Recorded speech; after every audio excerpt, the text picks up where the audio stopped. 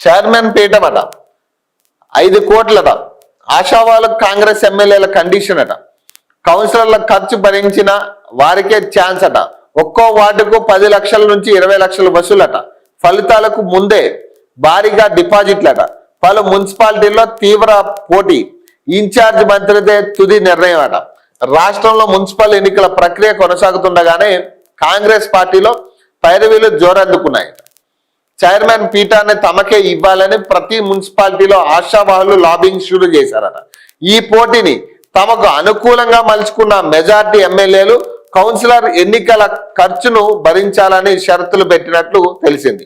ఆశావాహుల నుంచి 2 కోట్ల నుంచి 5 కోట్ల వరకు డిపాజిట్ చేయించుకొని ఆ డబ్బుతోనే ఎన్నికల ఖర్చును పూర్తి చేస్తున్నట్లు ప్రచారం జరుగుతున్నదట. ఒక్కో వార్డు చొప్పున రాష్ట్రంలో 116 మున్సిపాలిటీల్లో ఎన్నికలు.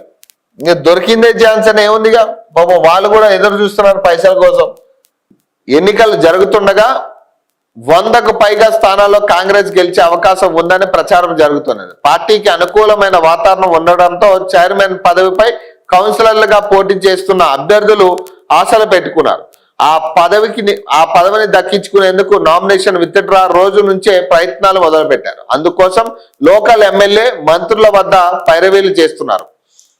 మెజార్టీ పట్టణాల్లో చైర్మన్ పదవి కోసం 2-3 పోటీ ఉండడంతో ఎమ్మెల్యేలు ఓ తిరకాసు పెట్టారు. పార్టీ తరపున ఒక్కో కౌన్సిలర్ ఎన్నిక ప్రచారం ఖర్చు కింద ఒక్కో వార్డుకు 10 లక్షల నుంచి 20 లక్షల చొప్పున ముందే డిపాజిట్ చేయాలని కండిషన్ పెట్టినట్లు తెలిసింది.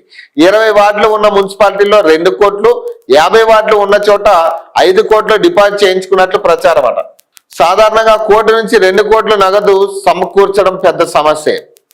కానీ మెజార్టీ మున్సిపాలిటీల్లో చైర్పర్సన్ల పదవిని ఆశిస్తున్న లీడర్లు ఎమ్మెల్యే చెప్పిన అమౌంట్ ఇచ్చేందుకు పోటీ పడినట్లు తెలుస్తున్నది.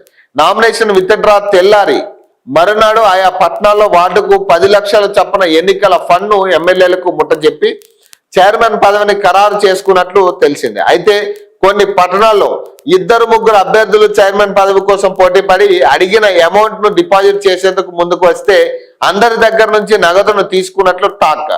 ఎన్నికలు పూర్తయిన తర్వాత ఎవరికి చైర్మన్ పదవి ఇవ్వాలనే అంశంపై ఇన్ఛార్జ్ మంత్రి డైరెక్షన్ మేరకు తుది నిర్ణయం తీసుకోవాలనే యోచనలో ఎమ్మెల్యేలు ఉన్నట్లు చర్చ జరుగుతుందట.